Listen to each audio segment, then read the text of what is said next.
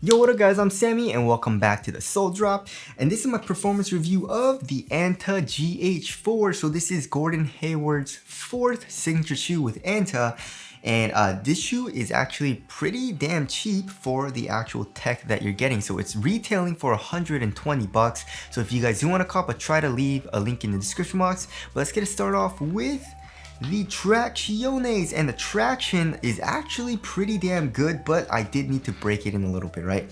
So when I first got it, it wasn't terrible, it wasn't bad even, it was just pretty damn nice. But then once I started really playing it, it got really grippy, right? Especially when I was playing on a super duper clean court, right?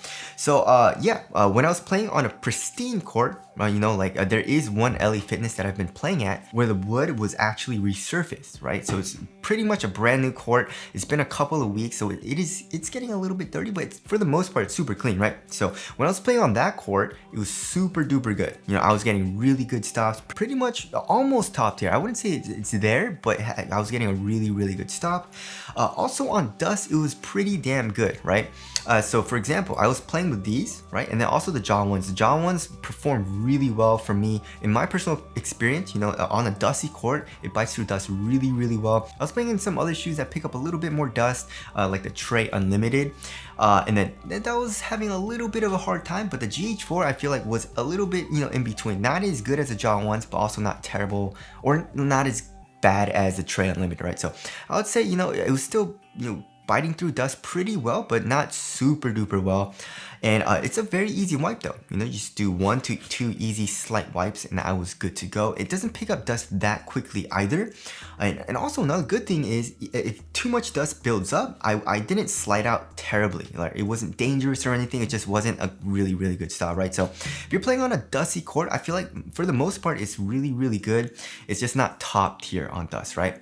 Like the Jaw ones or like the 808-2s. So there is dust performance there, and then also on an outdoor court you should be fine as well. They're literally saying it's tire grade rubber.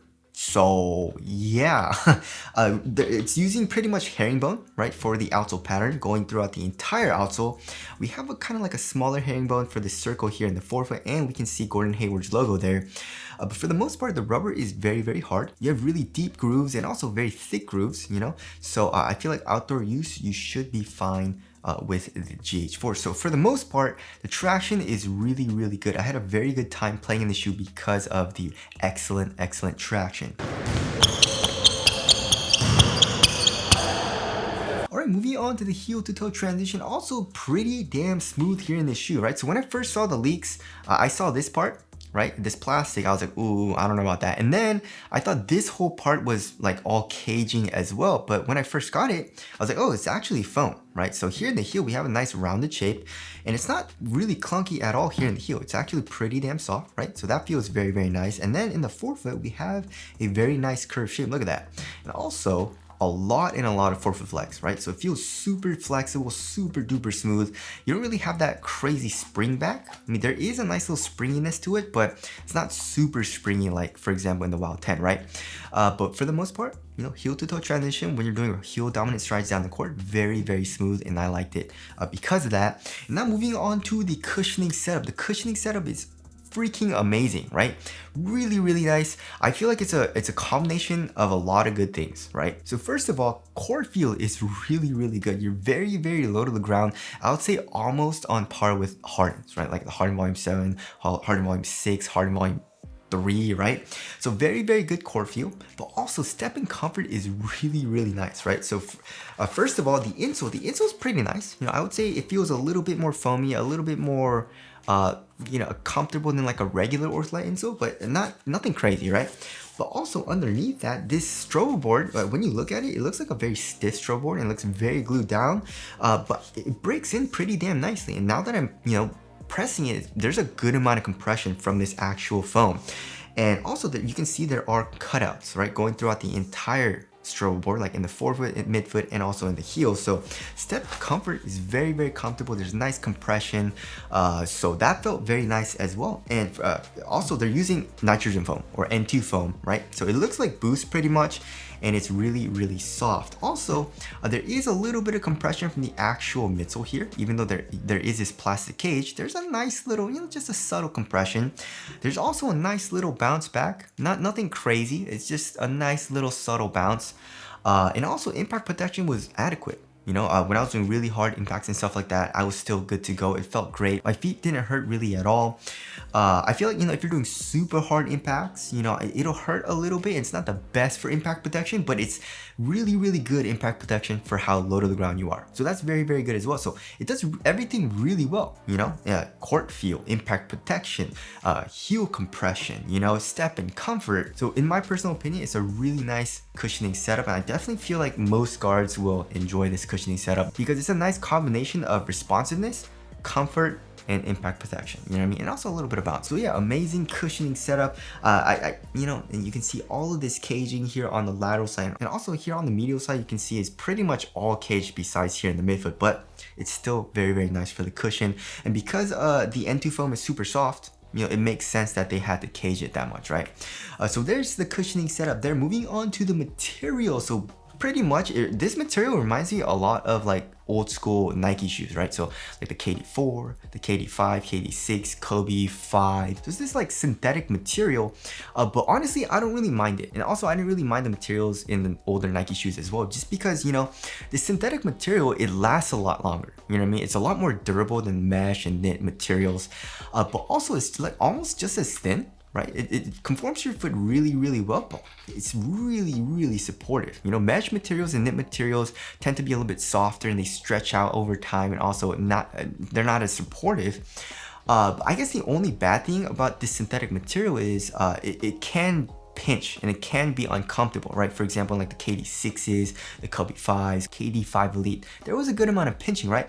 But here at the GH4, there's not really any pinching at all. It was actually very comfortable right when I first got it. So I feel like they did a really good job in making this material. I don't really mind it at all. Obviously, I guess for quality, it's not the best, but also like it doesn't feel super cheap, And then here in the midfoot area on the lateral and medial sides of the shoe, we have this screen mesh. It's like a plastic screen mesh. It allows for a lot more ventilation, but also it's like super duper thin and supportive. The tongue, there's like an average amount of padding. It's a pretty large tongue and feels pretty nice and comfortable on top of your foot. And then like on the bottom, right? Or I guess like the entire tongue is made up of like a pretty see-through mesh, so ventilation is really good as well. And then on top of the tongue, we have this like see-through window with Gordon Hayward's logo. And then here in the heel, we have what they're calling Smart Sam. So Smart Sam, they were using it in the KT7 as well, just because it's a very soft foam, right? It's for impact protection, but here in the GH4, they added it into the material and they made it kind of like a cushioned type of Achilles pad, and it takes the form of like your foot or like your ankle area. It also improves the comfort and lockdown here in the heel, so that feels very nice as well. But like on the sides, it's pretty damn minimal. Like here on the side, on the lateral and medial sides, it's super minimal, but like once you get to where the pads are and also in the back of the heel, it's a little bit more cushioned, right? So I honestly really like the material. It was really nice on foot. It doesn't feel super cheap either. Even for $100, it feels pretty damn nice. So I don't really have anything bad to say about the material choice. And now moving on to the fit. So I went true to size, and this shoe fits extremely, extremely snug, right? So I really like that because I like to have a very, very snug fit in my ball shoes. When I'm playing basketball, I don't want my foot moving around inside of the shoe, right? So here in the toe box, it's extremely freaking snug. I can't even curl my toes up, right? Lengthwise, also true to size, I was good to go. My toes go pretty damn close to the edge of the shoe, and also it's a super freaking narrow fit. Here in the toe box and also here in the midfoot, it's extremely narrow. So because of the narrow fit, I was having a little pain in my arches, right? So if you have plantar fasciitis, or your like arches hurt, just watch out because it is a super duper narrow fit. And when I played for a prolonged time in the GH4, my arches started to hurt a little bit. So just be careful on that. But for the most part, I did like the fit. I feel like if it was a little bit looser, I guess like width wise, it would be a little bit better. But for the most part, I still enjoyed it, right? So if you want a roomier fit, or you you have a wide or chonky foot or whatever, probably go up a full size.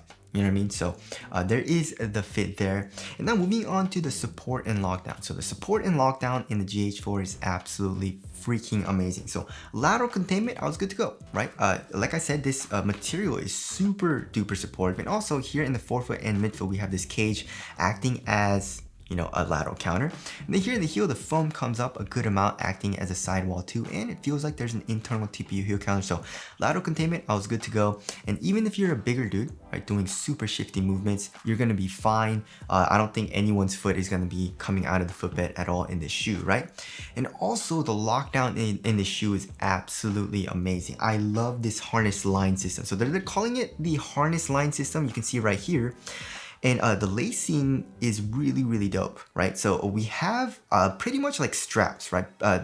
Every single eyelet is connected to a strap that goes all the way around the shoe, right? From the lateral side into the medial side, right? And they're pretty much eyelets. And like I said, the laces go through it. So once you tighten the laces, it tightens these straps on top of your foot as well. And these kind of like eyelets are also connected to these flywire cables, right? Flywire. And that also tightens on the side of your foot, which feels absolutely amazing. So even when I tighten the shoe a little bit, like just a tiny bit, I could feel the lockdown improve like crazy on top of my foot as well. And then also another thing that I really, really liked is this kind of like clip here, right? So on the last eyelet, on the lateral and medial side, you can't undo it until you press this clip, right? So you can't undo it if you try to untie the laces. If you want to tighten it, it's really easy, right? You just pull on it and it's good to go, but you can't loosen it, right? Until you press this kind of clip, and then you can loosen it. So that improves the lockdown as well a lot. So that felt really, really nice. The lockdown in the shoe is absolutely amazing. Also heel slippage, I had zero issues with that. One annoying thing though is that when I was done balling, right, I kind of have to like clip this and undo this and then clip this and undo this and then go individually to every eyelet just because the lockdown is so damn good. So I guess that's one con, but that doesn't really have anything to do with performance. It's more just like a quality of life thing, which I don't think is a huge issue. I'm just telling you guys, it was a little minor inconvenience for me, right? So there is the support and lockdown. Also, lateral stability was absolutely amazing. Look at how freaking wide this shoe is. Look at the pretty much outrigger. Look at that. You know, look, you can see how wide it comes out here on the lateral side of the forefoot. So lateral stability was very, very good for me as well. All right, moving on to the weight of the shoe. The GH4 is actually quite light. So it comes in at 11.80 ounces. And the other shoe comes in at 12.15 ounces. So I guess an average of like 12 ounces. The average weight of my shoes is around 12.5 ounces. So it's a little bit lighter than average.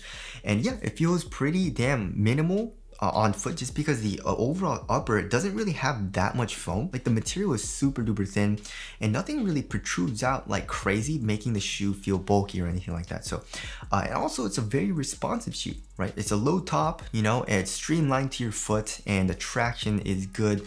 Cushion is low to the ground and responsive. My foot was locked into the shoe, so I felt very quick when I was playing in it, and I really didn't have to worry about the shoe at all. The only thing that I kind of worried about was my arch hurting a little bit if I played in it for a little too long, right? But one thing that I found that helped me was I loosened the laces a little bit as well. Just because the lockdown was so damn good, right? So if I loosened it a little bit, it relieved the pain in my arch just a tiny bit. But other than that, I really enjoyed playing the shoe. Now moving on to the ventilation, overall it's okay. You know, on the sides we do have screen mesh, and also on top the tongue, it's nice. But then like here in the forefoot, there's not a whole lot of airflow. So I would say the ventilation is pretty good. And as far as the aesthetics go, I really like it. You know, it grew on me a lot. I feel like the 3 looks a little bit better. The 2 is definitely my favorite. But the 4, this looks pretty damn sick. You know, so tell us what you guys think of the aesthetics down in the comment section below. So wrapping things up, yes, this shoe is really, really nice. 120 bucks, that's a really good price for the tech that you're getting and also for the performance, right? And I feel like most people will enjoy every single position and also every single play style. I feel like will enjoy it, right? Just because support is amazing. It's lightweight.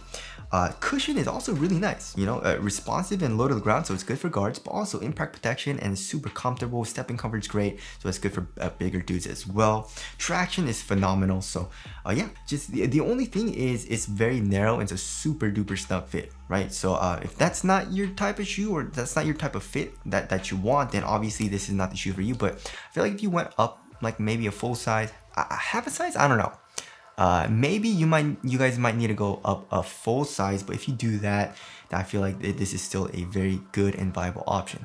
But yeah, the GH4, really nice performer. It'll definitely be in my rotation, and I really enjoyed playing the shoe. So that about concludes my review of the Anta GH4. Again, if you guys do want to cop, I try to leave a link in the description box, but that's it. Thank you guys for watching, and I'll see you guys in the next one.